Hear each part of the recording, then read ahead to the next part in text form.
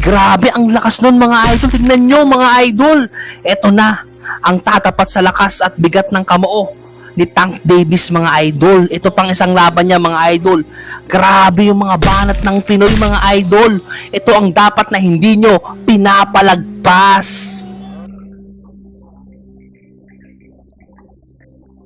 Ito nga pala ang Filipino fighter na nagmula pa sa Tondo, Maynila, na nagngangalang Mark Bonifacio Bu or kilalang MJ Bu ng Pilipinas. Tignan nyo mga idol, may edad na 27 at may alias Prince mga idol, orthodox fighter. At ang mga kalaban niya rito mga idol ay si George Navarro ng Amerika. Ating tunghayan ang kanilang bakbakan mga idol at wag nating palagpasin. Panoorin nyo hanggang dulo mga idol. Maraming salamat. Magtungo na tayo mga idol sa round 1. Let's go mga idol! George Navarro. Dito mga idol ay naka-red gloves ang ating pambato, samantalang kalaban niyan si George Navarro ay naka-black gloves mga idol. Para alam nyo lang mga idol, no? Thank you! Dito sa round 1 mga idol, medyo nagtatansyahan pa yung dalawang boksingero mga idol. Itong laban na ito mga idol ay naganap sa Amerika mga idol. So isang dayuhan lang po dito ang ating pambato.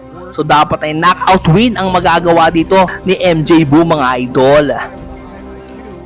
Sa round 1 mga idol, pinag-aaralan muna yung galaw at estilo ni George Navarro mga idol. Tignan nyo mga idol, grabe yung head movement ng ating pambato, nakakaiwas sa mga atake ng kalaban. No?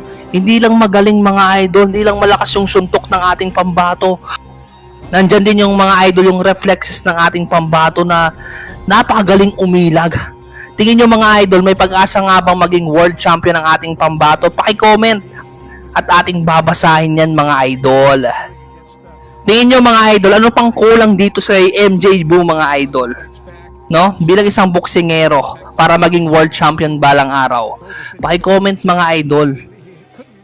At kung hindi ka pa rin nakakapag-like mga idol, i-like mo na tong video na ito mga idol bilang suporta sa ating boksingero at sa ating munting channel. I-like mo at subscribe mo na rin para lagi kang updated sa mga gantong laban sa mundo ng boxing mga idol ko. Thank you, maraming salamat. I love you. Huwag niyong palagpasin yung estilo at galaw ng ating pambato mga idol. May ipapakita pong may di naasahang pangyayari sa naging laban na ito.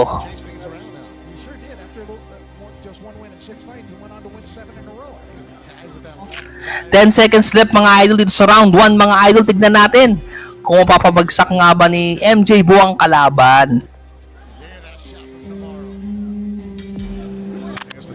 Okay, let's go!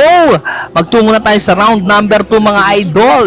Ayan, magaganda na po yung kombinasyon na ginagawa dito ng magkabilang boksingero mga idol.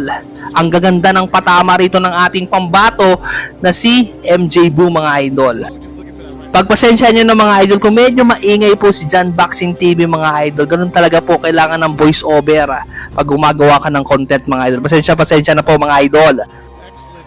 Uy, nakatama ng job doon ang kalaban mga idol. Kailangan mag-ingat dito ng maayos itong si MJ Bu mga idol. So far, wala pa bumabagsak sa dalawang boksingero. Naghahanap pa rin tayo ng knockout win dito sa ating pambato na si MJ Bu mga idol. Amateur here in Southern California. Halfway through the second round. Uy, malakas na kanan para kay MJ Bu mga idol. Napaatras doon ang kalaban na si George Navarro ng Amerika.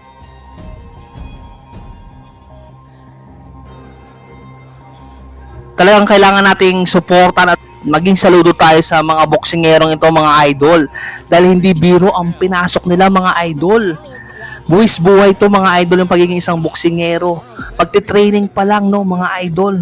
Hindi biro. Kaya palakpakan natin at suportahan natin to. Mag-like ka at share mo tong video na ito. Malaking bagay na po yan sa ating mga boksingero mga idol. Okay, 10 seconds left dito sa round 2 mga idol. Napapayakap na po ang kalaban. Okay mga idol, magtungo na tayo sa round 3 na kanilang bakbakan. Wala pa pong bumabagsak sa kanilang dalawa mga idol. Let's go! Sa tingin nyo mga idol, no? Yung galaw at estilo ba ng ating pambato, pang world champion ba ito mga idol? Tingnan nyo, yung galaw at bilis niya. Kailangan pa ba niyang i-improve ang kanyang kakayahan bilang isang boksingero, no? Para maging world champion balang araw. Paki-comment at ating babasahin yan. Ano pang kulang dito sa boksingerong ito? Hard body shot galing dito kay George Navarro. Saang lugar po pinapanood nyo itong video na ito mga idol? Paki-comment at alamin natin kung saan umabot tong video na ito. Luzon, Visayas, Mindanao at sa ibang bansa umaabot tong video. Kaya maraming salamat sa lahat at walang sawang suporta kay Jan Boxing TV mga idol. Kahit maraming naiingayan, ganun po talaga. Kailangan po yan bilang isang content creator mga idol. Pasensya. Si MJ Bu mga idol ay may edad na 27 at isang orthodox mga idol at may kartada na 9 wins, 5 losses, 2 draw and 5 by way of knockouts. Samantalang ang kalaban niya mga idol na si George Navarro ng Amerika mga idol, 8 wins, 4 KO at 3 talo mga idol. Okay, nakatama ng 1-2 combination doon ng ating pambato na payakap doon ng kalaban mga idol. Okay, nakatama doon ng left hook ang ating pambato na napatras doon ang kalamang si George Navarro mga idol. Tignan nyo, ramdam niya yung mga idol, yung lakas ng kamao ng Pinoy, napapaatras. Okay mga idol, magtungo na tayo sa round number 4 mga idol. Ito po ay 6 rounds belt ng Super Flyweight Division.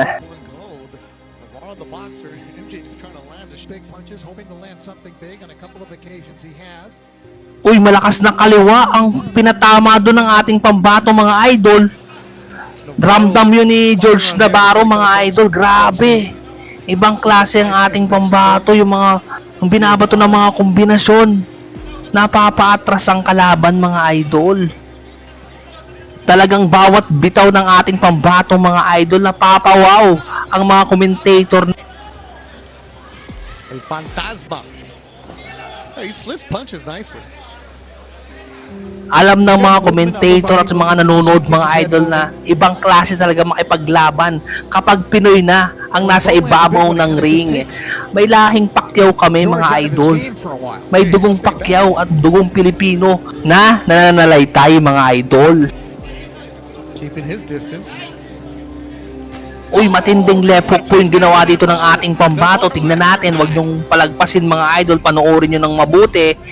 Tignan nyo ang Pinoy. Nagiinit na po mga idol. Ayan, napaatras na yung kalaban, nasa lubid na mga idol. Tingnan nyo. Grabe. Napayakap na ng kalaban mga idol. At kung hanggang ngayon mga idol, hindi ka pa rin nakakapag-like, i-like mo na yan at pinutin mo na rin yung subscribe button para lagi kang updated sa mga gantong laban sa mundo ng boxing. Maraming salamat sa suporta nyo sa ating mga Pilipino boxer na lumalaban sa ibang bansa para sa karangalan ng ating bansang Pilipinas. Okay, 10 seconds left dito sa round 4 mga idol. Magtutungo na tayo sa round 5. Tingnan natin. Interesting development in this fight between George Navarro and MJ Bo. Okay mga idol, magtungo na tayo sa round number 5 ng kanilang bakbakan. Let's go! Tignan nyo pa kung ano pa ang gagawin dito ng ating pambato na si MJ Bu mga idol. Kayo mga idol, sa tingin nyo, kapag dadayo ang isang boksingero sa ibang bansa, kailangan ba knockout win? Paki-comment at ating babasahin yan mga idol. Hard body shot galing dito sa ating pambato mga idol. Yun, magandang left hook po ang ginagawa rito ng Pinoy. Tingin nyo mga idol, sinong lamang po sa laban na ito? Paki-comment nga mga idol. Para sa akin kasi yung ating pambato na si MJ Bu mga idol, no? Magaganda patama at maraming solid yung pinakawalan dito ng Pinoy na tumatama mga idol ha. Kasi iba yung mga idol, yung susuntok sa hangin lang, hindi po yung puntos mga idol eh. Kagaya niyan mga idol, hindi tumatama yung solid na pinapakawalan dito ni George Navarro mga idol. Kailangan tumatama yung mga suntok mga idol. Kagaya nito ng ating pambato na papaatras sa bawat banat ng Pinoy. Yes, he did.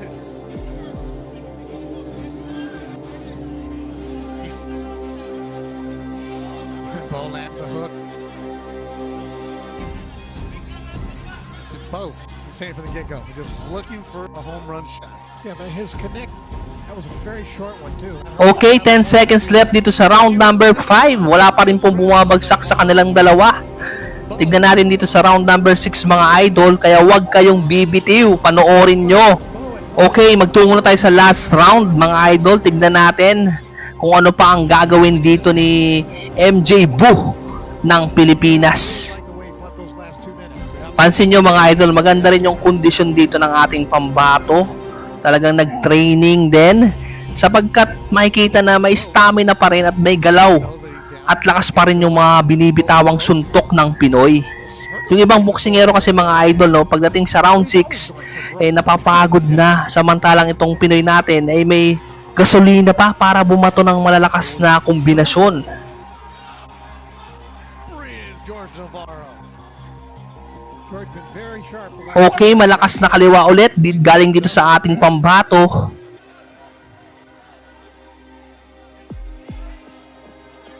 Tignan nyo mga idol, no?